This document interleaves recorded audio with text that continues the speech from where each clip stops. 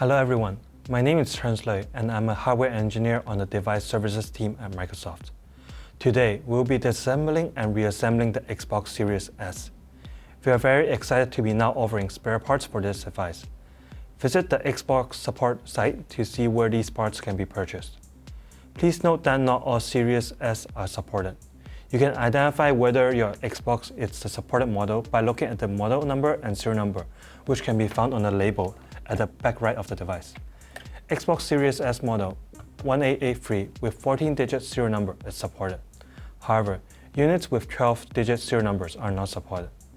Detailed instructions and safety guidelines are available in the service guide, which can be found on the Xbox support site.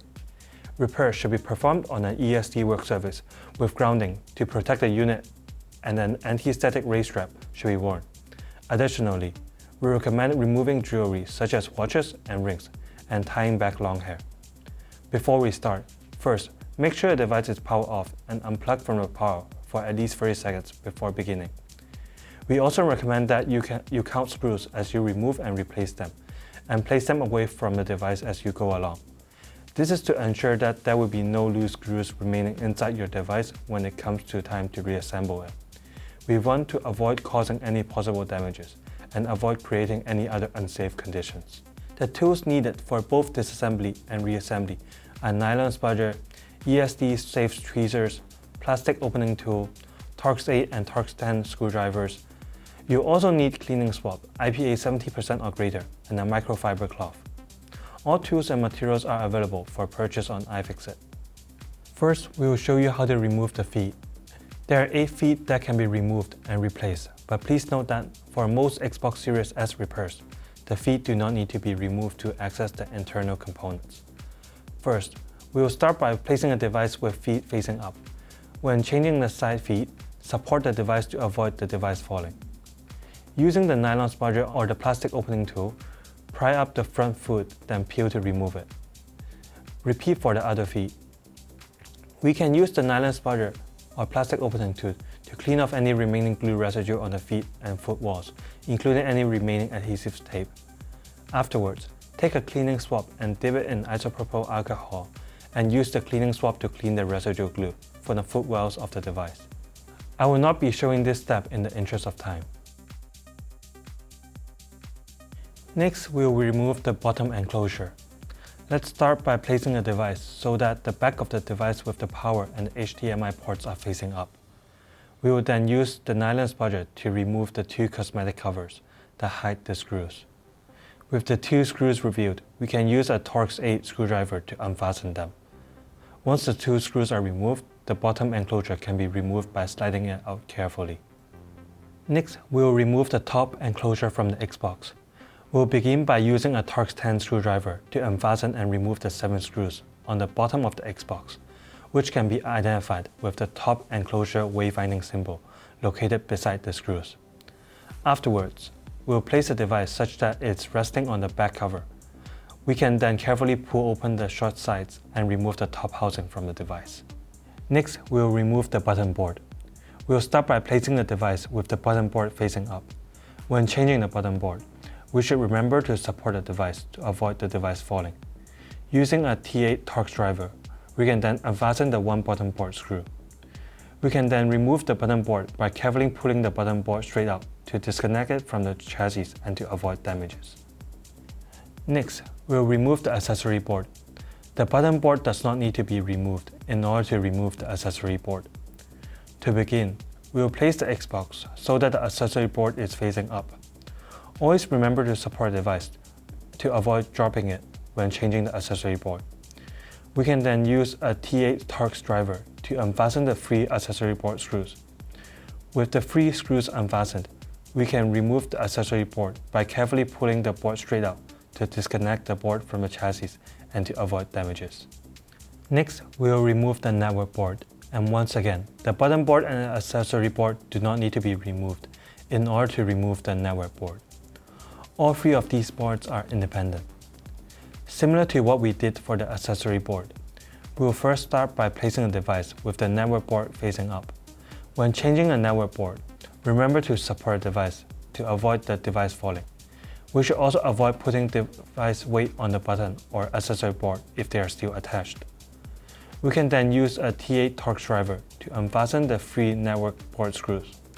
Afterwards, the network board can be removed by carefully pulling the board straight out to disconnect it from the chassis and to avoid damages. Next, we will remove the power supply unit, which is the component that converts electrical power from an outlet into the appropriate voltage and current needed to power the Xbox. We will first flip the assembly upside down. We can then use a Torx stand driver to unfasten the 7 power supply unit screws. The 7 PSU screws can be identified with the PSU wayfinding markers on the bottom chassis next to the screws. Once the screws are removed, we can hold the assembly firmly and slip it right side up. The top chassis can then be removed by sliding it upwards. With the PSU assembly revealed, we can pull the PSU straight out carefully to disconnect and remove it from the chassis. Lastly, we will remove the motherboard plus fan module.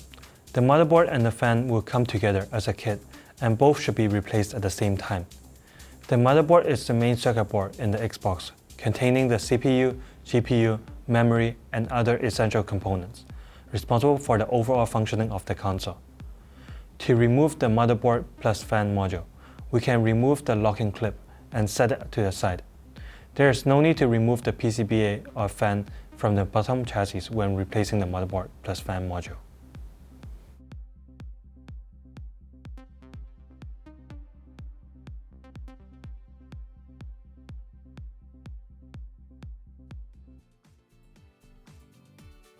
I will not be demonstrating this today, but the HDMI port on the motherboard can also be replaced. The PCBA and fan will have to be removed from the bottom chassis when performing the HDMI repair. However, please note that this procedure is non-trivial and carries a risk of injury or damage to the motherboard. Strong experience with soldering and microelectronics is recommended. Users are recommended to send the Xbox to Microsoft or visit an authorized service provider for repairs. Please review our service guide for more details involving this repair. Congrats! We have successfully disassembled everything. Now we will begin the reassembly process.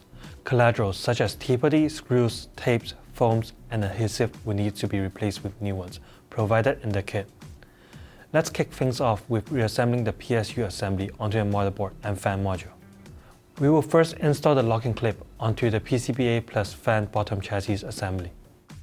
Next, before reassembling the PSU, we should clean off the thermal paste completely from the power supply unit using IPA. 2 grams of thermal paste can then be deposited onto the CFX using the syringe included in the kit. When installing the PSU assembly, take care not to smear the T-body on the back of the PSU.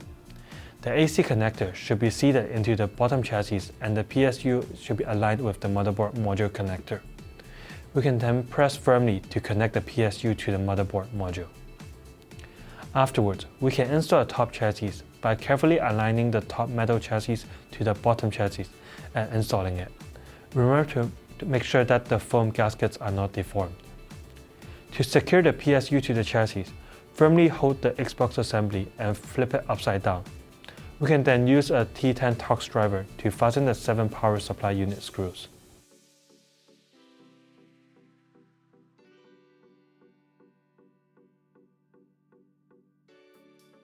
Next, we will install a network board. To install a network board, let's lift the network board from the sides and align it to the connectors on the motherboard module and press firmly to install it. We can then secure 3 screws that hold the network board using a T8 screwdriver. Next, we'll perform the accessory board installation. To install the accessory board, let's lift the accessory board from the sides and align it to the connectors on the motherboard module and press firmly to install it. We can then secure the 3 screws that hold the accessory board using a T8 screwdriver. Next, we'll install the bottom board. To install the bottom board, let's lift the bottom board from the sides and align it to the connectors on the motherboard module and press firmly to install it. We can then secure the 1 screw that holds the bottom board using a T8 screwdriver. We will then install the top enclosure. To begin, we will position the device so that it rests on the back cover. Carefully place the top enclosure onto the device and push until it's flush with the rear cover. Once the top enclosure is flush with the rear cover, we can place the 7 screws into a screw holes for the enclosure that can be identified with the top enclosure wayfinding markers, and then fasten the 7 screws with the T10 driver.